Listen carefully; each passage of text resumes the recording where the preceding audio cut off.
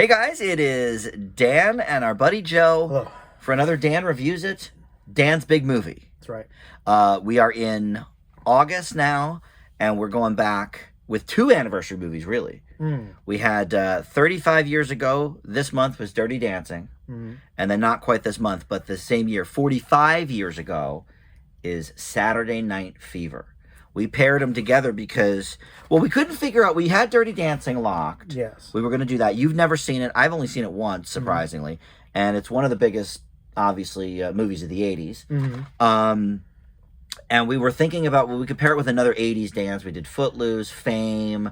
We tossed out a few. And then our good buddy Brittany suggested Saturday Night Fever, which, by the way, Look at that just, cover. I mean...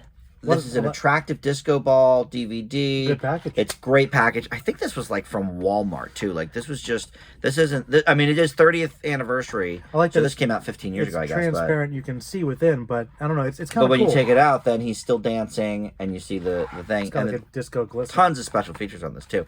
But anyway, so that's very cool. But I thought, well, this is a perfect pairing because neither of us had seen it. No. We've seen like parts along the way, The scenes, over the years, the dancing, some of the classics. And my parents watched this sometimes, so I saw a clip here or there. Not really for children though, so No. so they didn't really let me watch it. But and then it all made sense because number one dance movie of the 80s, number one dance movie of the 70s. Good pick. Numbers 2 and 3 soundtracks of all time. All time. The only thing to outsell this, any ideas? No, I didn't. One of my favorites. I didn't think that'd be that big. No. 90s soundtrack, The Bodyguard. What? Bodyguard Well, it's 'cause soundtrack. Whitney Houston, Yeah. yeah. Now, Dirty Dancing is the number one soundtrack of all time in the UK alone. But worldwide, this is number 2, I think. Or no, this is number 3, and Saturday Night Fever is number 2. So it helped, obviously, by the Bee Gees, the dancing, the disco stuff, and then Dirty Dancing. Dirty Dancing was interesting because soundtrack-wise, it had a bunch of the classics from the era. the 50s. Takes place in 60s. 63, so there's a lot of like early 60s Doo-wop stuff. and stuff. But then the main songs on the soundtrack were 80s synth. contemporary. Yeah. Patrick Swayze sings a song that made the top 10. I've Had the Time of My Life, obviously. Huge number 1. And then Hungry Eyes by Eric Carmen was a top 10 hit as well. So New mixed with the old stuff what made it a hit. that is kind of weird to me. So I guess when they look at soundtracks, is it just when you've got like enough? If you've got a couple number one songs of all time, it bumps up like every single song on there. No, is the a reason classic? these are the top selling soundtracks is just by the soundtrack sales. Oh. So Wow, yeah, okay. when I say number 2 and 3, so Dirty Dancing was number 1 for 4 months on the Billboard album charts, and Saturday Night Fever even longer. I think it was 20 some weeks, so like almost half a year. Well, see, Saturday Night Number Fever, 1. I can understand Yeah. because like so much of that is so iconic. Yeah. I didn't think Dirty Dancing was quite as big, but I don't know. Well, Maybe I'm wrong. you were just a baby, right? Aren't you 80? You're born 87. 89. 89. Okay, so you weren't even born when this was out. I was just getting into music, the pop scene in the that 87, 88 era. This was like everywhere. Okay. And they even made a second soundtrack with songs I think that weren't even in the movie, just that style of music from the 60s. They did put a couple of contempos in there. Weird. And even that sold several million copies. Huh. So yeah, big soundtracks for sure. Interesting. That many people love. Huh. Still to this day. So anyway, 2 movies that are not just about the music, but there's some dialogue too. There's some acting. Might be some story at some point. It's not all singing Yes. and dancing. So briefly, I'll tell you a little bit about. You'll give the plot, of course. Sure. But I like to give some of the background here. Forget everyone's name though. Yeah. Well, Baby is Baby. We know that. Oh yeah, you put her in a And corner. then Swayze is Swayze. So we know that too. And yeah, you're drinking a Pepsi. I'm wearing a Pepsi shirt. Yep. Coca-Cola is all over this Dirty Dancing movie, though. We have a Coke machine. There's like a Coke cooler. Yeah, there was a lot of advertising Yeah. for that, and I think there was not as much Coke, but there was some in Saturday Night Fever too. I think there was some product placement, sure. But stores. all right. So I've Had the Time of My Life won the Oscar that year for Best Song. Oh, it all depends. Swayze. And the Grammy as well for something else, best pop song or something. So we had the sequel. Everyone hated Havana Nights. Then there was a made-for-TV version in 2017. I think Lifetime or something did that. Was not well received. Okay. Last year, they did maybe it was earlier this year, they did a reality show where they took famous, quote-unquote famous people, internet star, C-list, internet C-listers. celebrities, comedians, whatever. And they took them to the actual set, and they taught them some of the dances, and it was like a competition to see, whatever, who could last the longest. But, I don't think that sounds good. But see, here's the thing. People impact. are obsessed with this movie. Wow. Right? This is the number one for many. It really was. I get it. So the writer of this, Eleanor Bergstein, this reflects her own childhood. Okay. She was named Baby. What is funny about her name? Nothing's funny about it. Very Jewy. But that's the point of the movie. It's nothing. Not She even had related to what I was well, all right. She went to these Jewish summer villas, and they had these competitions, and so this is based on her life. What's it supposed to be Jewish in the movie? I thought that wasn't really stated. Yeah, it wasn't really stated, but Okay. Borscht Belt type stuff. I mean, Okay. The area that they were in, a lot of Jewish York. people go there, and Mrs. Maisel did it recently on that show too. Okay. As a stand-up, but her father was a real doctor, like Jerry Orbach is in the movie, and this and that, and she was nicknamed Baby. So all of this was like really happening for her. Same person, basically. Autobiography. So they decided, all right, like we'll go through with it, but then the studio was in limbo and turnaround hell. But then this Vestron Pictures, this became their first movie, and I looked up their whole filmography. Vestron. Nothing. They have a couple movies that they did international distribution for. Okay. But Fox did it here in the States. Princess Bride, obviously huge, and then Young Guns, another big one. But what did they make? But What did they produce? they sent it. Vestron sent it overseas. Like they handled the overseas distribution. Like, did they do much in studio stuff? I mean, the whole list I saw, and they went out of business in the early '90s. The whole list I saw, I only recognized a small handful of the movies, and none of them were like of this caliber. Oh wow! So this is their hit. This is their big hit. So Kenny Ortega was the choreographer who became very famous later on with these DVDs where he taught you different dance moves. But he was trained by Gene Kelly, so he's got quite the pedigree. And then the people who they wanted, we always go to here's who they was on their wish list. Okay. Winona Ryder, Yeah. who would have really been unknown in '87, and then Sarah Jessica Parker, who had done a couple of things, but she's got a big nose too, and we'll talk about the Jennifer Grey nose job. We know about that now. But Jennifer Grey, who I didn't know, is daughter of Joel Grey, who won an Oscar for Cabaret in the '70s. So which I didn't know. Generational. So stuff, yeah, right? so obviously they've got stuff going on. Here's who they originally wanted for Patrick Swayze, and looking back, I would hate this. One of my least favorites, Your least favorites? Billy to the Zane. Oh, that would fit though. And it would fit, I guess, at the time. He was that popular that young, huh? Yeah, well, he up and coming. Upcoming. Val Kilmer was also talked about, and Benicio del Toro. Interesting. So not only a little bit of an age gap, but a mixed relationship too. Yeah, that would have been pretty Which good. maybe would have been a little different. Oh. And I was a little bit wrong on. Remember how I said they didn't like each other, Jennifer Grey and Patrick Swayze? Yeah. This movie, they were fine. Okay. Loved each other. But she didn't want him for the part because they didn't get along on Red Dawn. Oh. So that's I got my stories a little confused when I was telling you that off air. But Gotcha. Because it seemed like they got along pretty well. yeah, actually, in the movie they really They did. worked well together. Yeah. So anyway, what else? That's about it, really. All of that great stuff, and then they filmed it in North Carolina and Virginia. Okay. And Not New York? No, because apparently this place, which was based on a real place, was torn down by then. So Looked like it. I know they fooled me. Yeah, I thought it could have been. That's for sure. So all right. Anyway, a bunch of people got sick because it was too hot. In one day, in 25 minutes, 10 people passed out from exhaustion. Jeez. So a little bit of a grueling sketch. And Swayze did his quote unquote stunts by himself. He did break his knee at one point doing the log rolling bit. Well, they were doing a lot of their own dancing. Yeah, they were doing a lot of their own dancing, and people wanted, or the studio wanted, like a stunt coordinator or something. He said, no, I'm going to do the dancing. So what you're telling me because he has training. is that, well, I figured. Yeah. And he's like famous for dancing too. Right. And I guess what you're saying is that because of the heat, a lot of the sweat we saw on screen between them was not probably fake, real. right? Yeah, it was. Yeah, it was probably very real. Yeah. All right. So anyway, couple of their things were improvised. You actually pointed out the when he was doing his thing down her arm and she was getting tickled. That was real. You called that. Well, it seemed real. Yeah, it seemed very real. It seemed like they've been messing around and they kept it in. Mm-hmm. It seemed like a good chemistry. Yeah, so some of those scenes were improvised when he was teaching her the dancing. But anyway, so that's enough of the background. Let's hear the basics of the story. I mean, basics we all of the know. Story. I think people probably know, I guess, Jennifer Grey plays Baby, who nobody puts in a corner. I was waiting for that. I forgot. Yeah, that's at the very end of the movie. I didn't know. It's one of the only things you knew about I knew it what Patrick Swayze said it, but I didn't know the movie. Right. Now I knew, so that is iconic. Basically, she's like this wealthy girl, early 60s. She goes up with her family to like this little family retreat place. It's like a little camp. They've got dancing, and Wayne Knight does his stand-up. Yeah, I forgot all about Wayne Knight being in this. Yeah, that was pretty good.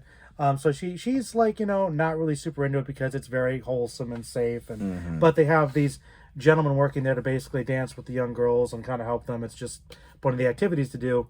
And she meets Patrick Swayze, who is, I guess, just Swayze. I know he's got a name, but yeah, Johnny, I think. Johnny. Okay. Yeah, well, Johnny and Baby. I'm just gonna call him Swayze. That's fine. Swayze. Yeah, they kind of dance. He's not really interested in her at first, and he has this dance partner who I guess works with him, and she can't actually continue dancing because it turns out, we didn't know about this, she actually got pregnant. Yeah. Because one of the other people that worked there has a bad reputation of sleeping with people, and I guess there's almost like this sort of underground class differentiation where a lot of the workers, they kind of party and dance much more, I guess, sexually, much more intimately, and that's something she gets introduced to when she kind of like follows along, helps this one guy move. What did that kind of remind you of, though? Speaking of Billy Zane, because it reminds me of when, they're the poor people are having this great party downstairs, and everyone else is in their cigar and whatever suits and just suits and discussing the finer things. Yeah.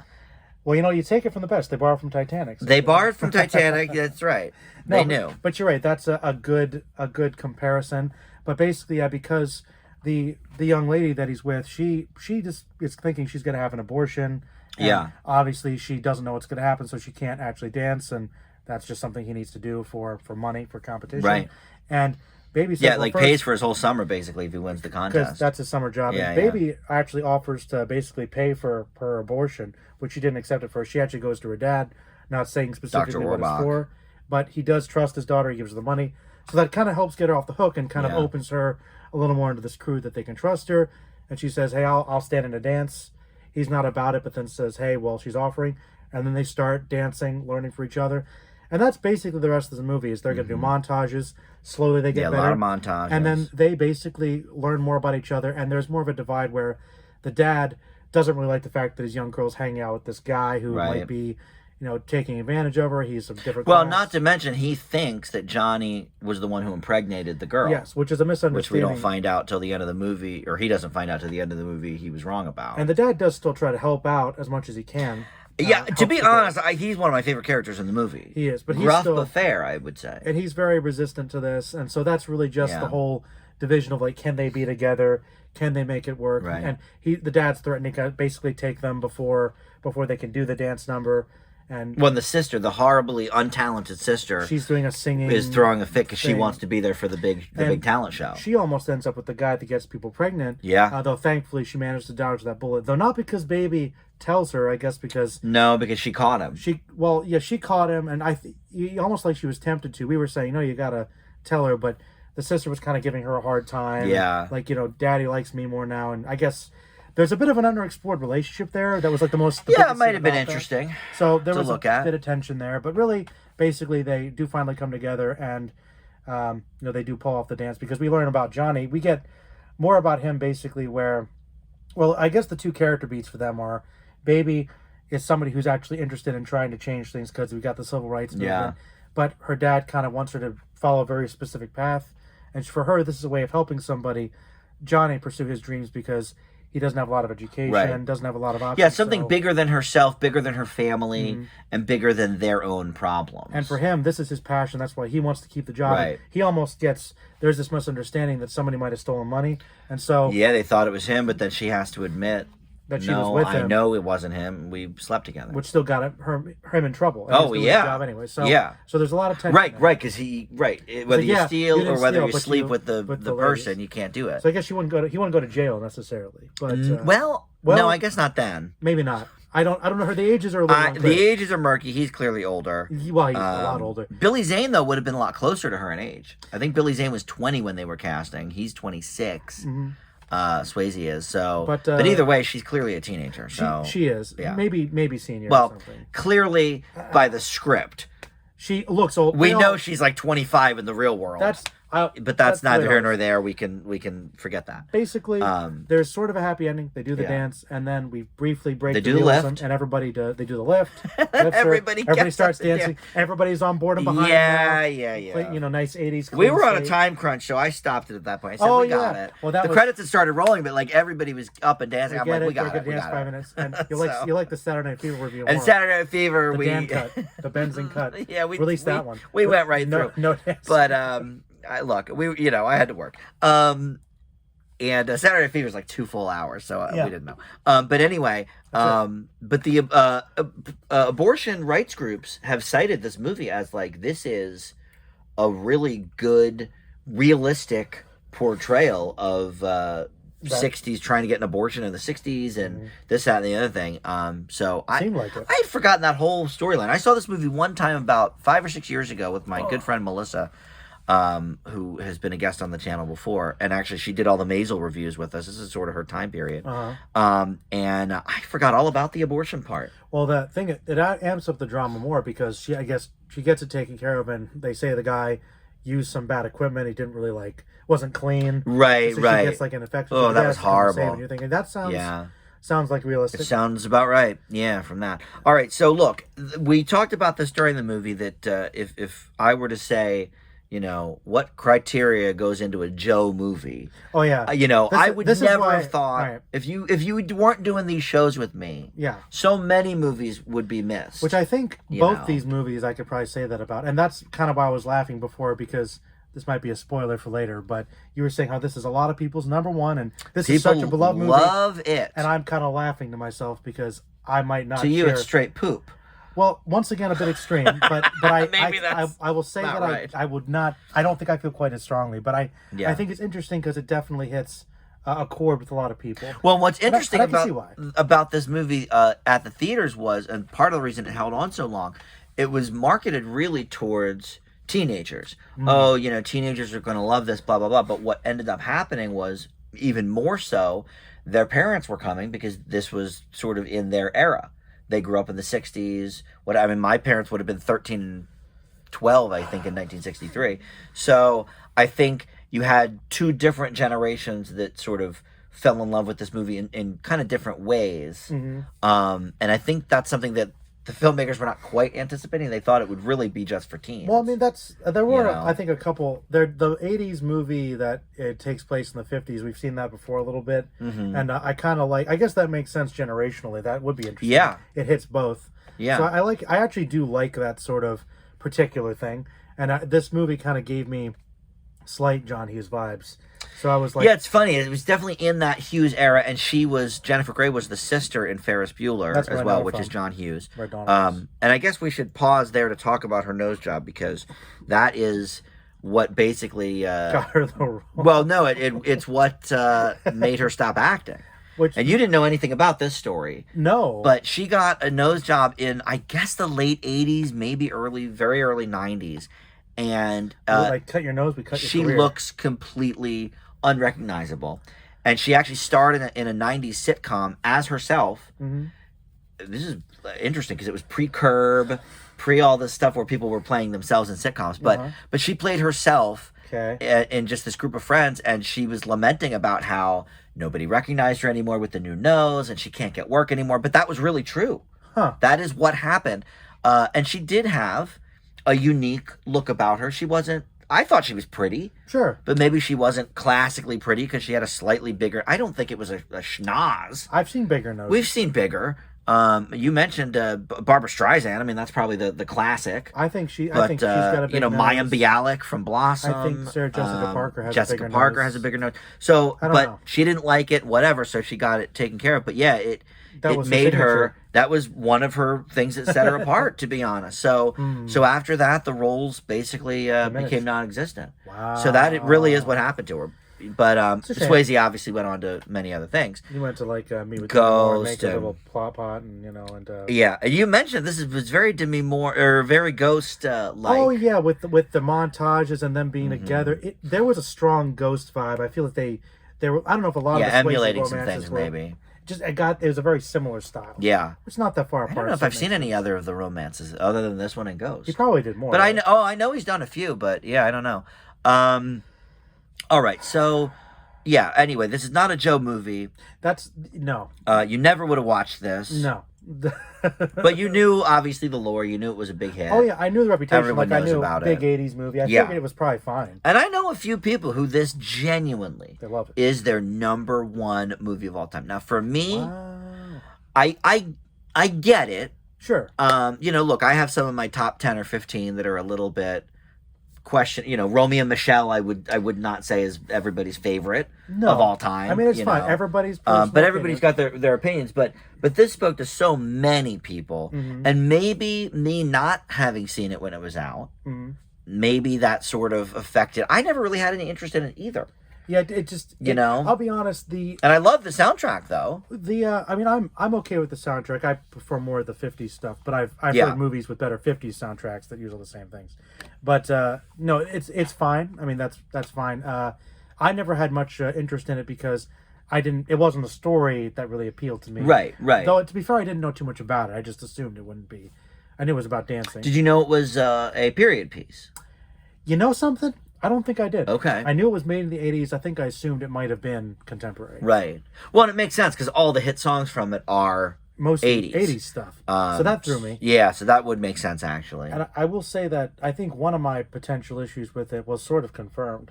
I did kind of have a little bit of a problem with the movie. Okay. Could you guess what it was? The montages. No, I love a good 80s montage. It's fine. I laugh about it, but that's fine. It's The character development not being there for certain people. yeah, I mean... I'm naming my problems, I guess. Oh, with well, it. that's fine. I mean, I guess... Well, trying to guess yours. Well, my biggest issue... my second biggest issue is kind of stuff we're talking about as I was going through the plot. Like, you're right.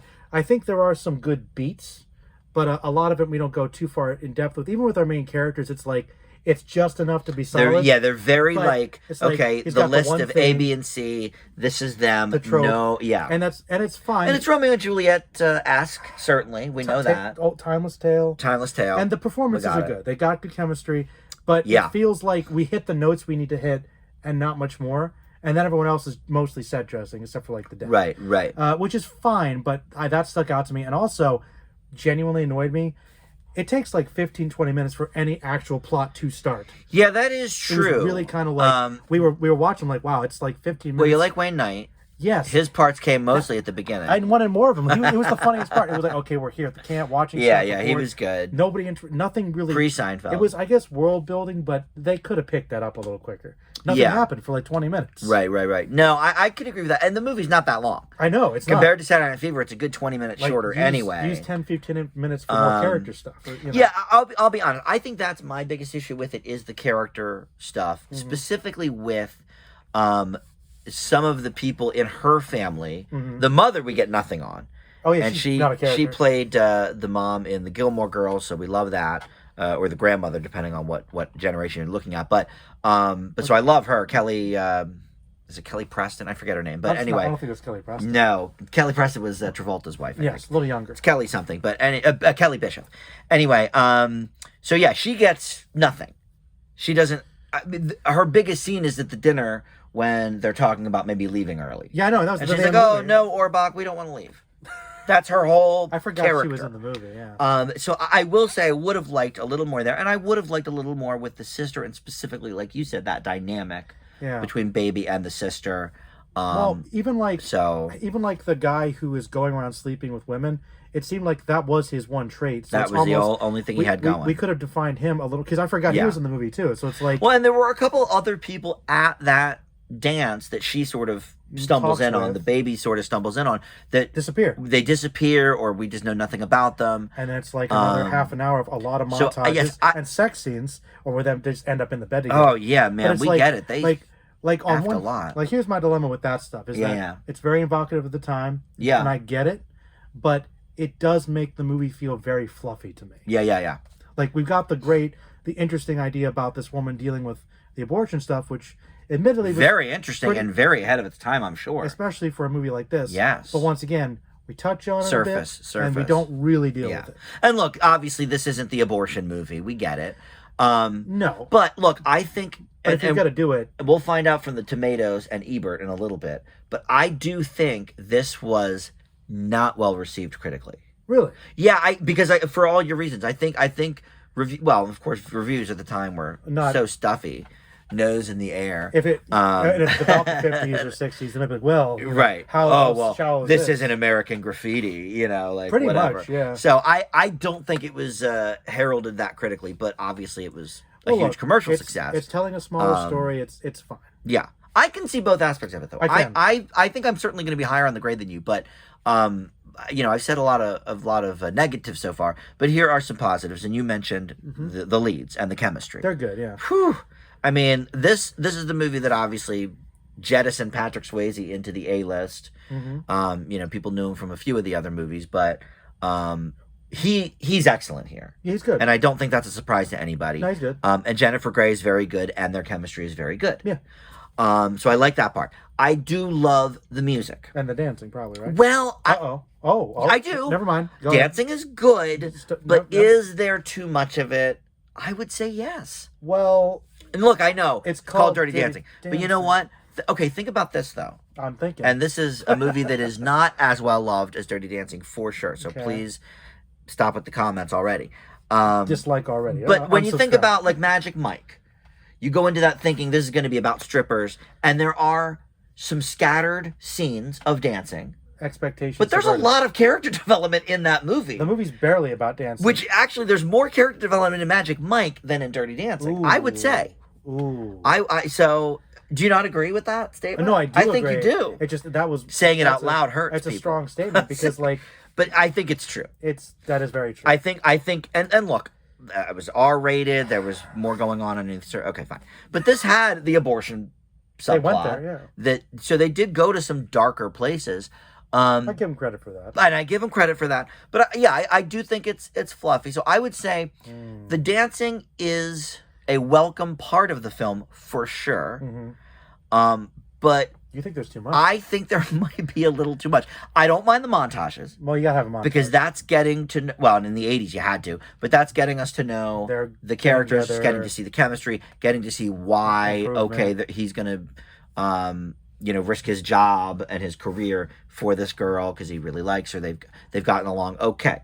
I don't mind all the montages, but like, for example, when they showed up for that when she stumbles in the first dance, they're playing "Do You Love Me" by the Contours. I mean, they play like the whole song, and you're seeing all the dancing before we even get really much dialogue. Well, that was actually part it was establishing. I know, but that was the first 15 minutes of the movie. Was right. It was a lot of that. They'll play whole songs. Yeah. If I want to watch a music video, I would have gone to MTV. Right. I don't know. Which was certainly the style at the time. True. Because everybody wanted to be MTV. Did this win any MTV Music Awards?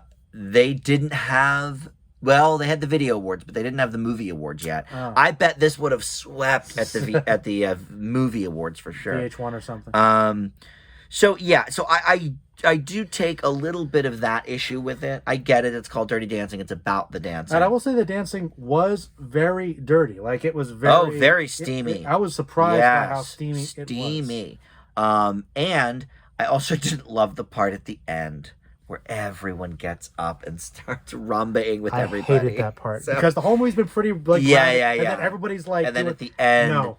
And you said it was like a magical realism type moment. Because if you're gonna be a musical, you should have done it the whole movie. Not everybody. Right. It was jarring to me. And from what I remember, maybe this is what I wanted.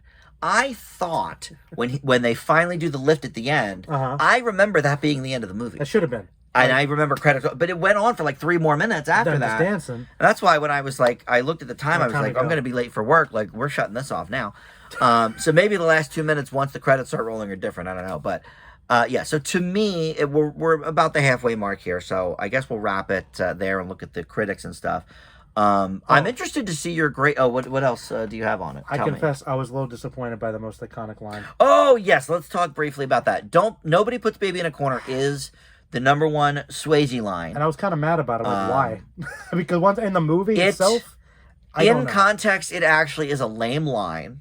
I agree with you on that. Something about like I get and the I point know. Of it. It's the delivery. If we looked it up, I bet you it made the 100 AFI's 100 most quoted lines or whatever. I think you could pick a better one from this movie. I bet. First of all, what does that even mean? And my best guess is like, they were trying to pigeonhole her and put her in like a box stifle her. But I'm like, stifle her. Did they really talk about that much in this movie? No, they barely talked about that stuff at all. She knows it because she talked to her dad about it. I don't. It was just. And to be honest, like I said, the Orbach character, I guess, is supposed to be one of the jerks of the movie. But he's a great character. To be honest, he's the antagonist. But he's first of all, I think he's one of the most layered characters in the movie for sure. But second of all, right, he actually was pretty cool about a lot of different things. As an authority force, as a '60s father. I think he actually was pretty even keel. He really was. When it comes to it. So it's like, is he really trying to stifle his daughter who he wants to be a successful lawyer? That's pretty good for the 60s, right? Boy, oh boy. Look, I agree. I think the line was actually a stinker. That's why I'm saying I doesn't affect my grade, but I'm just like... the fact that people like glommed onto that line is like, this is Dirty Dancing. I didn't really get that. All right. So, so for me, I think you might be lower than me. Probably. I would think so. But for me, Dirty Dancing gets a B. Okay. Well, then I'm very comfortable with my B-. Okay. Yeah. Yeah, I mean, I think, look, maybe if we were chicks, maybe if we were... Don't be sexist, Dan. Chicks in the 80s... I think I would have probably appreciated this more. Yeah, I think so too. But that's the thing. Okay, you say don't be sexist. Look, I'm gay, but I don't even think I know any gay men who are like obsessed with this movie. It's women. It's all the women. Well, Swayze, like I get it. Like, yeah, I get it. That's the thing. It's one of those movies where I and look, I have a lot of gay viewers, so if I'm wrong, let me know in the comments. If this is your favorite movie, tell me. Yeah, and that's fine. And I have no problem with that. But it, as you said, it doesn't really strike a chord with me. And I also had a lot of problems with it. I did. I think on a like realistic movie making level, I think there's some issues. Yeah, and that's fine. That we went over. So, all right. So let's look at the Rotten on Dirty. Let's see here. And then we'll look at the Ebert as we always do. But again, I think critically this was not totally well received. All right, let's see here. 69. Okay, but then the audience is 90. That makes sense to me. Okay. Actually, 69 is not bad, though. That's pretty good. And 69, and it's called Dirty Dancing. Like, they knew. They knew what they... Let's keep it that Rotten way. Stopped. When it got to 69, Rotten said no more reviews. This is the official... this is the definitive review. All right, so here's a negative review. This is... Now, some of these obviously are not the original run. So this one's from 2016. It's a movie best seen through the hazy amber filter of 80s nostalgia. Probably true. If you're watching it without those rose-colored glasses, God help you. All right. You took them off. Took them off. All right. The film exists in the main for a handful of... The main. I don't know. That's written funny. For a handful of seductively lit and framed dance sequences that aestheticize Jennifer Grey and Patrick Swayze's bodies and physical chemistry. Well, that's all true. True. But I guess he's saying that's all the movie has to offer. That's part of it. Dirty Dancing is dull and charmless. Now, I don't agree with that. That's a little extreme. All right, so that person just, I don't know what their problem is. Yeah. All right. I wouldn't say it was dull. Yeah, all right, here you go. Here's a 4-star review from a fan. So we'll see, but not 5. Oh. Dirty Dancing is a classic, good performances, great dance choreography. Well, then there's no negatives here, so we don't know what his problem was. All right, or his or her. All right, 3.5. Here you go. One of the oldest and most lovely girly movies of all time. Really? There it is. The acting is terrible. The special effects have holes in them. I don't know that there were that many effects, but all right. I guess the stunts. I guess maybe the stunt. Baby and Johnny is what every 14-year-old girl, including myself, wanted. But as I've gotten older, the age difference unnerves me. It was the 60s. Like, let's not get hung up on that. I also think they're supposed to be a different age. And I think he is supposed to be younger than 20. He's certainly supposed to be not under 18. Yeah. But anyway, but she still gives it 3.5 stars. So, all right. So, listen, I don't know. I feel like maybe we hit the nail on the head with the the negatives about it. Yeah. But everybody else seems to have the same sort of positive feelings about it. All right. Now, Ebert, I'm real curious. 1 star from Ebert. Now, I told you this was not loved. That's the same grade he gave Cool World, and I think we can agree. No, I think didn't give Cool World 1. No, it was 1. Oh, man. And what did he say?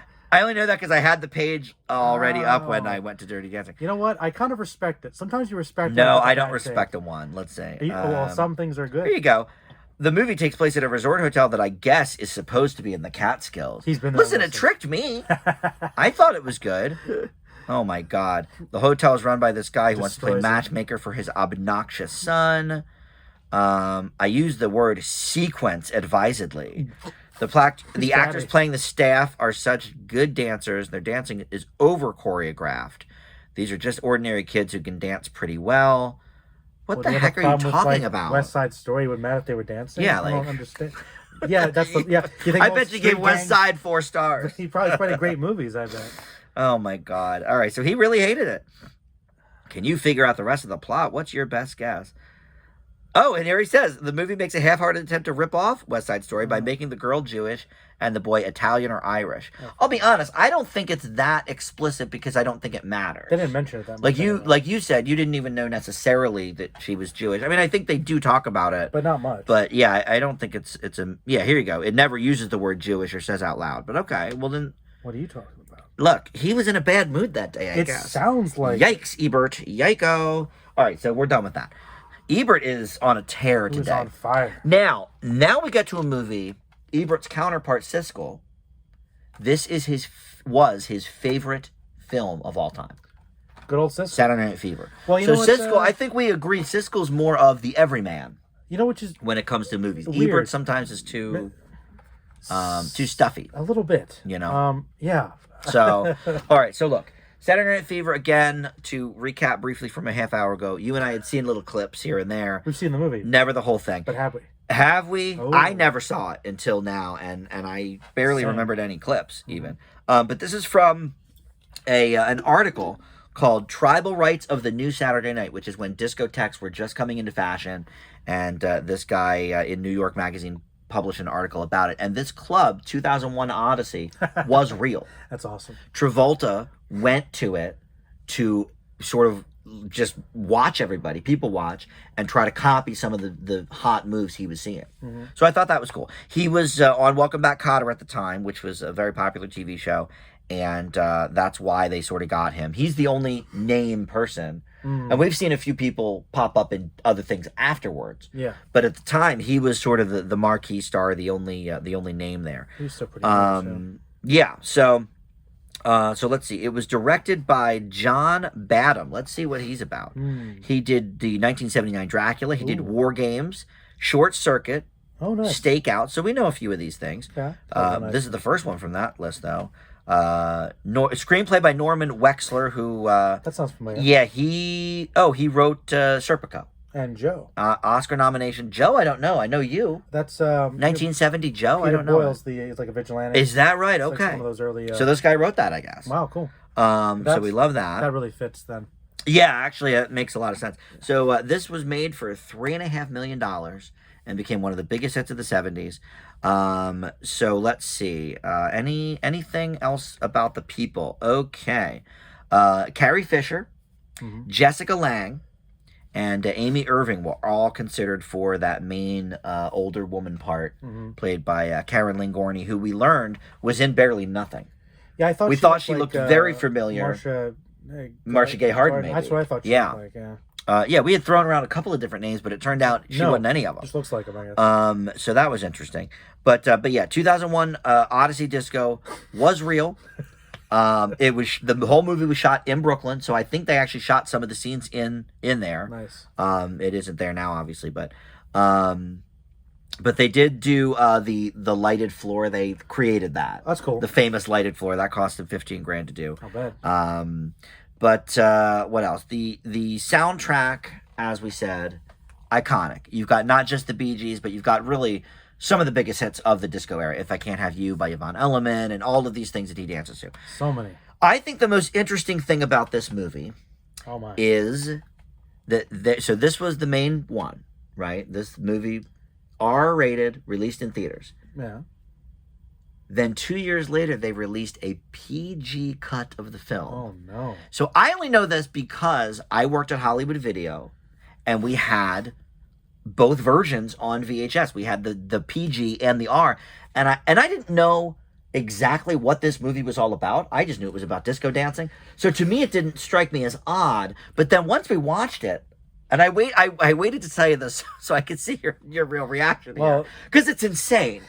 When I think about it, it's now that we've seen the movie, that's insane to me. Well, for a couple reasons. I mean, for one thing, butchering a movie like that is really questionable because you're trying to make this basically a movie accessible for kids when that would completely change the movie. Like, you're going to take out so much individual And the reason was partially because of the soundtrack. Kids were so hip on the soundtrack, they wanted to see the movie, but they weren't allowed in the theater or whatever. So, so let me tell you the history of the PG here. Right? So 1977 was the R-rated cut. Okay. After the big hit, it was edited by 7 minutes and made the PG version to capitalize, obviously, on the teens and younger kids who were into the soundtrack and everything. But because at that point in time, broadcast rights to feature films were so huge because there was no DVDs, VHS, any of that. So they had already made several scenes different to be cut for TV. So they had a few scenes already, but obviously you've got to take out a lot of the drugs, the raping, all the cursing, obviously, the violence, and the violence. So, but what was fun, and they cut it for airplanes too. So, okay, because in airplanes, you have to have PG versions or whatever. So, in 1978, they wanted to release it, but the MPAA had this rule that did not allow for two different rated versions of the same movie to avoid confusion.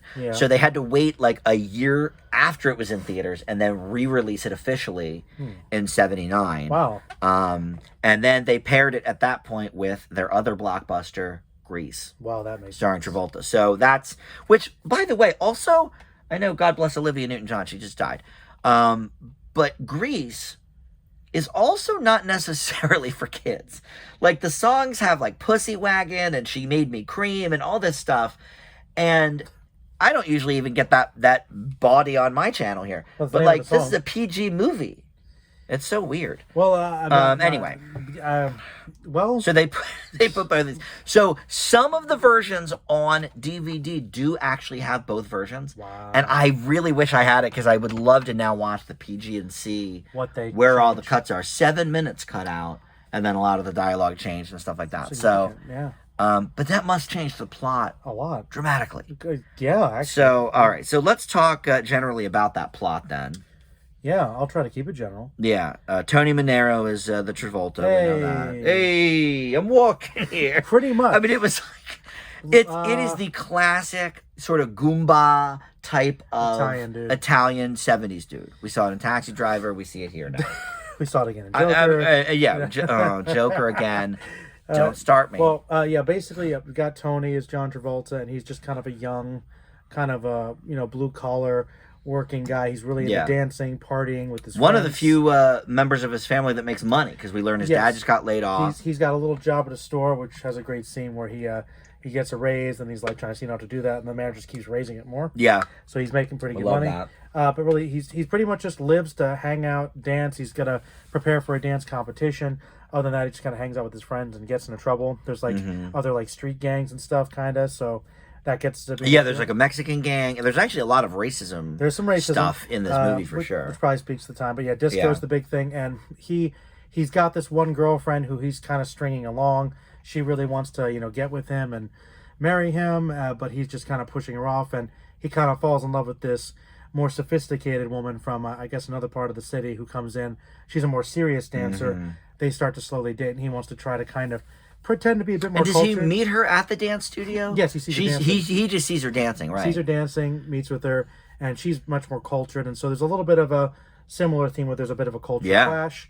And so really, actually, we picked up on a few things that really do kind of join these movies together. Class struggle is certainly one of them. Correlate. And that's really just him kind of trying to impress her and him sort of dealing with the changes of trying to kind of figure out, does he want to do something with her? Does he want to move on with his life? Meanwhile, you've got this competition they're planning to meet for.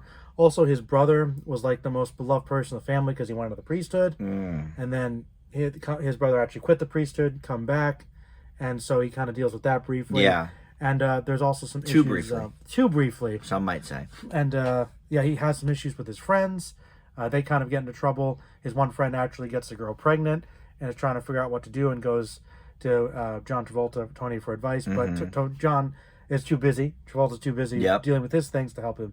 His friend ends up trying to do something emulating early in the movie. They do these dumb tricks on this bridge. They walk along the bridge. Idiot children. Daredevil stuff. And then the kid sort of, I think, intentionally does it. Oh, yeah. I thought so. Basically kills himself. And, it just kind of ends with him potentially deciding he wants to leave everything and kind of move in with this woman because it turns out she's kind of trying to get another apartment, and that's kind of where the movie sort of leaves us, is he might kind of leave this stuff behind. Yeah. But it's, it's a little open-ended. Well, some might say too much so. Some might say... I thought the ending was the worst part of the film because it just wrapped. I really... And look, I'm not a kind of person that needs a finite ending to something, but I do think, very quickly after the dance contest, it just all sort of... We only had maybe like 3 minutes of movie after that. And I was a little floored by that. Now, like you mentioned, we did fast forward through some of the dancing sequences. A little bit. There's maybe more dancing in this than in the other movie. But this is 20 minutes longer, so I think we can expect that. Yeah, it's fine. But, I mean, minute for minute, maybe it's about the same. I don't know. But I think we had discussed sort of while we were watching it how you always go back to the 70s being... this huge touchstone for innovation in cinema, storytelling in cinema, all of these things. And one of my big gap decades is the 70s. Well, it's the new age of Hollywood. New age of Hollywood. All the big directors, and I've seen some of the hits, and we saw several when we were doing the old Film Fanatic show and going through the Oscar list. That's how we saw All the President's Men, which was excellent, and some of those. But, we just watched The Godfather a couple months ago, me for the first time. And so, yes, this, I think, belongs right up there in that sort of masterclass of storytelling, character development, dialogue, it's also, everything, realism. It's very layered. It's very, and that was the biggest shock and pleasant surprise for me is that, once again, it's funny, we joke that we've seen maybe some of the clips of him dancing and walking along. To me, doing the Staying Alive. That's what Saturday Night Fever is. Right, I was like, it's just about dancing. It's a fluffy movie.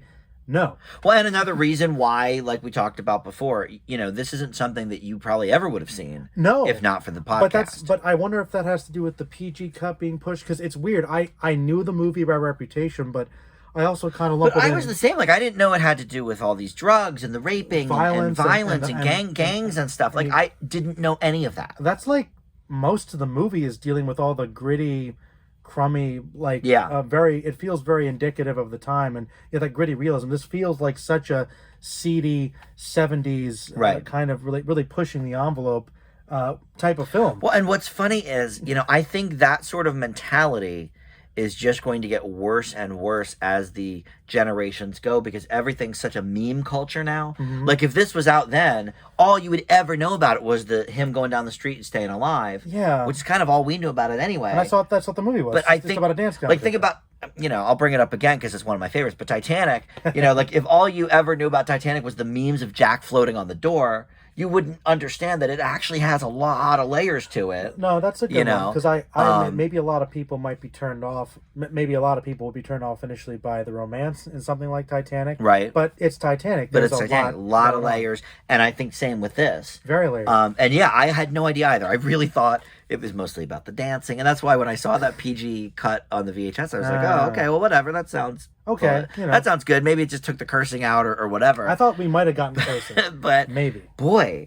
70s really hits it with the gritty, the realism, all of that kind of stuff. Yeah. Travolta was excellent in this role. Yeah, I can understand why this is the thing that really kind of blew him up. Yeah. And it's funny, at the time, of course, like I said, he was a huge TV star with Welcome Back, Kotter. There's very few people that I can think of that were like on one of the top rated shows and then had the biggest movie and then it launched their career. I mean, Steve Carell comes to mind with The Office and 40-Year-Old Virgin coming out at the same time. But yeah, I mean, he nails this role. So good. And it was a little funny at the beginning to hear how he talked. Well, because they played, it was BG. It was yeah, it was the whole thing. It was the most stereotypical scene. But it was good. It actually, as we got to know the character more, we were like, oh yeah, no, this is the character. Fits. This is him. But that's only a small part of it. And, Very and also, small. another thing too, which I think to compare with Dirty Dancing, there was some good dancing in Dirty Dancing, but there was good dancing in this, but also the cinematography, the editing, the set. Yeah, we were talking about the interesting angles. Cool. And the lighted floor certainly helped. I'm glad they put that in. The atmosphere of the room, but you felt like you were there. The dancing of Dirty Dancing was great.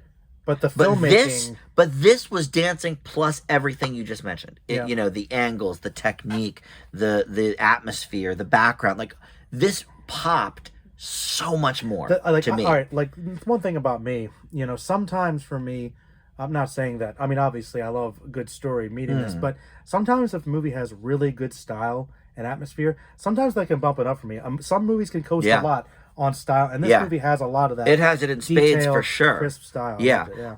So how about the gang violence, the racism? Interesting. I mean, honestly, that's stuff that interests me. It's honestly, if we're looking at 70s New York, I'm sure there was a lot of that, the gang violence and a lot of the machismo, and I think there's some exploration about. There's a lot going on with the movie. I mean, it seems like these are genuine kids who, they're kind of, blue collar kids growing up in a very niche kind of environment, really around their culture. There's a lot of ideas kind of about their place and religion and kind of what's expected of you, what's expected of a man and a woman, and how men talking to each other or not talking to each other. There's a lot of interesting ideas about, especially with the brother stuff, masculinity, I wish he didn't family, just go away, but there was a lot of little things that really kind of leave you thinking, and much like certain things in the movie, don't necessarily provide answers, which is why I didn't mind certain things. The movie pretty well. I hate that brother just up and left. I wanted more of his story and all that, but I get it. But I think he did what he was supposed to do. Yeah, he served his purpose. Because it wasn't his story, and I did like that little bit where he sort of, that last scene they have together, really, or the second last, where he's like, okay, well, the fact that you left, maybe I realize I'm not so bad. Because he's been putting a lot of pressure on himself, and seeing his brother was human kind of made him feel a little better about himself. Yeah. So I thought that was an interesting moment. Well, okay, here's a difference, and not to rag sort of on Dirty Dancing again, but here's a difference in the script. In character writing. Is that in that first scene at the dinner table, we immediately get it. know the role of every single person. Dynamic. We know a bit about their character just in one 2.5, 3 minute scene. Couple lines of each. What they're doing. The grandmother, I don't think even spoke, but she has character. But she has character. Her silence and her reactions to things and her demeanor put an arm on somebody. gave us context. And you know what? We didn't get. In some of those characters in Dirty Dancing in the whole movie. And that's why I'm not too bad about the ending, because there's a lot of plot beats that follow that, and I think it's supposed to be like a chunk of a viewpoint of this guy's life. It's a slice of and that era of his life is ending, is what you're saying. Basically. And I mean, like, his brother goes off, that's fine. Does dad get a job? We don't know. Like, the whole movie is filled with that. I know, I'd what like happens to know with more. What his family, the one kid killed himself and he had another kid on the way. Don't know. Because this is Tony's story, his perspective, and that's how it is for a person sometimes. Yeah, I guess that is true. So that's why I'm okay with it. The one chapter ends, the next one begins. Or maybe it doesn't. Maybe it doesn't. Because can he make it work? Right. But I kind of like to see a sliver of this guy's life. And they did do a sequel to this that was received horribly. It was called Staying Alive. He was in it. I think Sylvester Stallone might have directed it. If I'm remembering that correctly. I don't want to give false information, but I think that's true. If that's a thing. It was, I believe, 1983, I want to say. A bad idea. A very bad idea, actually. Those are just the unpopular culture. All right, well, I don't know. But yes, it was not received well. And it was, Staying Alive. And I guess he played the Tony Manero character again. And I guess maybe the fact that it gives resolution that people didn't like. It was directed by Stallone. Open to your interpretation.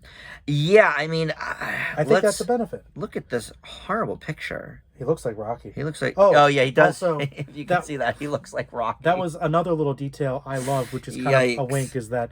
I guess the director or the writer or the studio, the people kind of building the sets. Like I love the little details of character in Tony's room, all the movie posters. Oh yeah, you had Rocky, you had Serpico, and I think, now that we know that, it makes sense. I think but there might have been some comic books. And he even was talking about like doing the Al Pacino thing. Like, could I be like Al Pacino? Like, right. I liked. I mean, it might have been a script reference or in joke, but I felt like that said a lot about his character and the time, and that felt very genuine. Yeah, no, absolutely. All right, so here's a little fact about Staying Alive. 1983, I was right on the year. The tunnel. It is the oldest film to have a 0% on Rotten. Wow. So when I said it was not received well, I guess I really meant it. So that means older movies aren't quite as hated as that one. That's pretty good. Well, yeah, I guess. Certainly has more love, I guess. Well, because it's something classic, to talk about, you know. Yeah, it's Ed Wood. People kind of like and Ed Wood. So anyway, but I was right. Stallone directed it. Wow, that's too, really bad. Yikes. Because this movie probably is so beloved. Well, and that is the thing. When you have something that is such in high regard, you can't live up to the expectation. It's impossible to live up. I'm curious, one thing I didn't look at was the awards. Was it not nominated for awards? I feel like it should have been, right? Maybe for like cinematography. Well, it's in Library of Congress. We know that, that's of course. That makes sense. I appreciate them. They know. They always know. They know what's up. They pick, I'll tell you what, some of the best. Okay, here you go. Those are Grammys then for the album. We know that. Golden Globe Awards. Travolta was nominated, and it was nominated for Best Motion Picture. Oh. And then at the Academy Awards, just Travolta was nominated, but I can see that. Yeah. I think maybe a few more things could have been better. Maybe like editing or sound or something. Yeah, well, let's see what won that year. Maybe that'll help us. With the competition. Yeah. Woody Allen won Best Director. Was that Annie Hall year? 77. So Annie Hall won everything.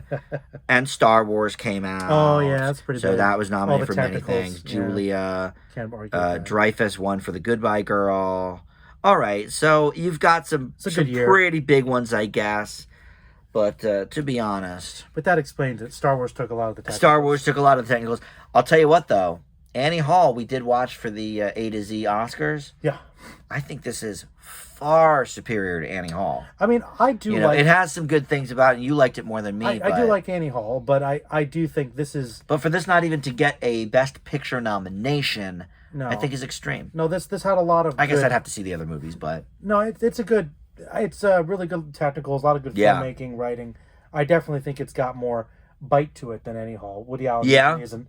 Woody Allen, not to go off on too much of a tangent, I think he does like certain characters. They're very specific. He's got his tropes, but everything is like a stage and then many play. of them are the same. Right, like they're all staged. Like he doesn't jazz. do camera work and editing. It's not. He doesn't experiment that much. No, I will agree with that, and that's why for a long time, until really recently, he was doing one movie every year, and it didn't matter to him if it was good or not. He was just like, well, I'm on this deadline. I'm going to do one movie a year, and it's like. Some movies actually need to incubate a little bit, and be written a little better, and that's why I think some of his later movies were not as good. But yeah, I mean, I would have to watch some of those other movies from '77, but I can certainly say I like this more than Annie Hall.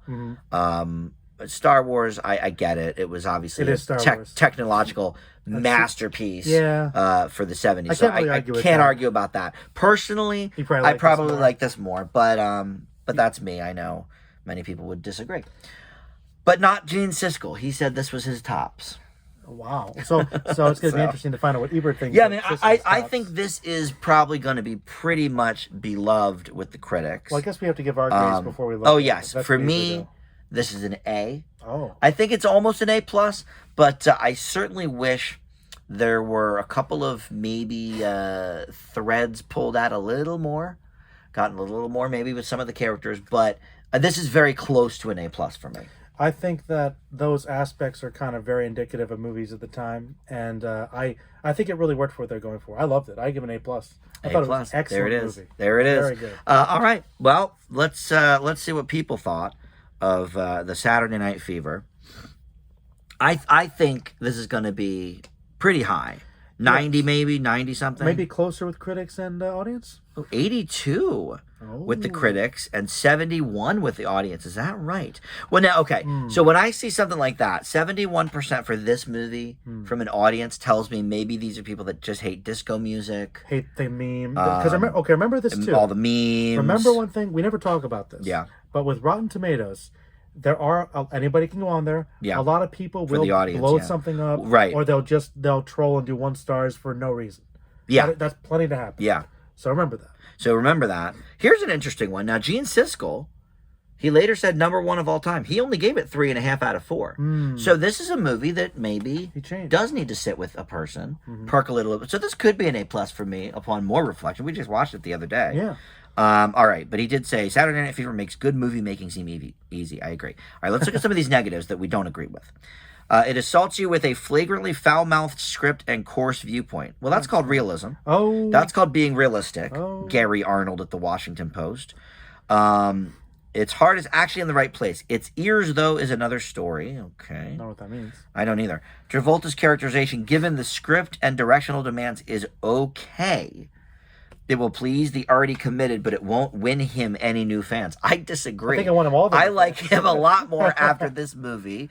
I mean, when I think about Travolta in my lifetime, now I guess this came out the year I was born, but still, in my movie watching lifetime, I think of Pulp Fiction. Yeah. Which is certainly something different for him, and it revived the career. Yeah. But more, I think about things like Face Off, Look Who's Talking, Wild Hogs, like Hairspray, movies where like, here's a man who clearly is taking some jobs, not inventing a character. Well, okay. Inventing a person. Now, Pulp Fiction maybe is different. Well, look, but Travolta, much like a Nick Cage, one thing I can say about him, though, is he usually always gives it all. He usually does give a good performance, even if the script isn't the best. Yeah.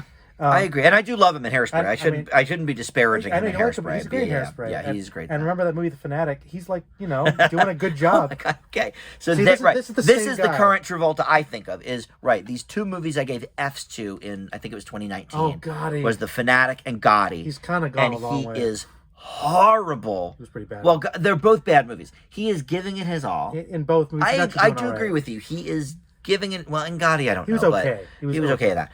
But that's sort of what. Look. I mean, look, you kind of like, hey, governor, come on, Oh, Chip. Like, he was like putting on this. He's hamming it He was up. like an autistic man who was doing what he thinks is a British accent. It's bad.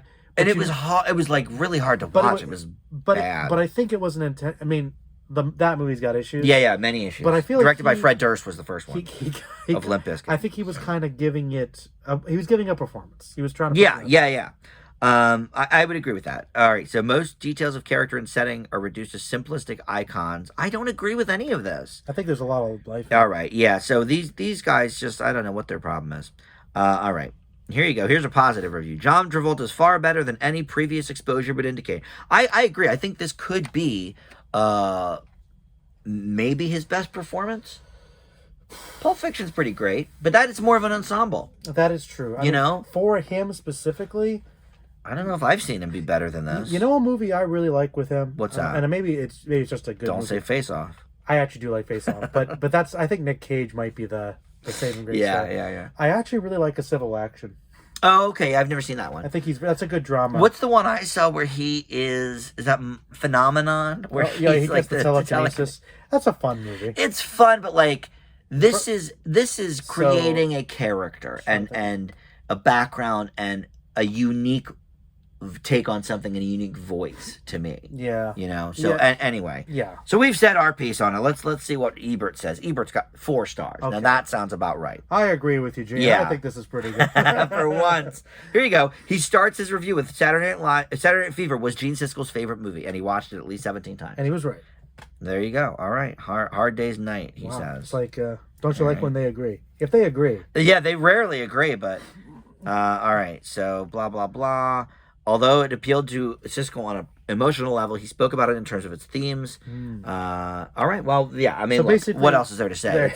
I agree. And listen, it's funny that Siskel only gave it 3.5, but claims it's his #1. Well, you can. That goes with my list. You can. A lot of the movies when we did our top 50 movies, they weren't all A+. Many movies in my top 15 or 20 are probably just solid A's. Yeah. A+. There's many that would never make the list. Yeah, Because technically they're great, but maybe I'm not drawn to them as much. Yeah, it doesn't appeal to you, and that's fine. So this for me is what I might call a high A. It's a very high A. So and A plus for you. I think it's excellent. Still, I don't know if I'd say it's one of my personal favorite movies. No, but it's got a lot of things about it. But boy, it surprised me. I'll say it like this: between this and The Godfather, hey. It really, really makes me want to explore the 70s much more. Well, I think you should. I do so many new movie reviews on this channel. I get bogged down with what's coming out, what's new. I know, but I do need to explore some of those old gems. Well, look up a list. There are probably some classics that I know you haven't seen that I would recommend. So it's a very important era for film. Absolutely. And now we see why. So, all right. It's always nice when the second movie is better than the first.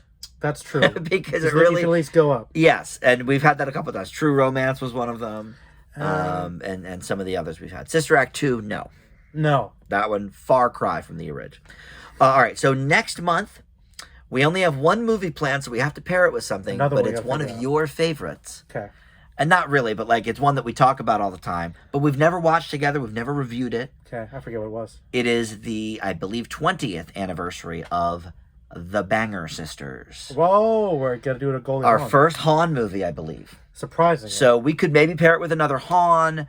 We did Sarandon, did Thelma and Louise and Romeo and Michelle already. So we did sort of the two women. So we could do that again or with something else. I have another suggestion actually. Okay. It's a little left field. I mean, I can't wait. It probably see what you think in the comments for suggestions. Yeah, I can't wait. I think Han would be better, but that's more obvious. I think another Sarandon. I think we should do The Client. Because that's another one we've talked about a lot. But that's such a a different vibe. Yes, but that's okay. Well, I'll tell you what. One thing about The Client, because I have seen it already. I know you like Brad Renfro. I used to have such a crush on Brad Renfro, but it would actually wipe the taste of Rotten Grisham out of our mouth. Remember, we did that horrible double feature. The one was okay, but then the other one with Damon and Claire Danes was atrocious. My goodness, what was that? Was that The Rainmaker? Oh, it was terrible. It was so bad. So actually, I don't hate that idea. I will think about it.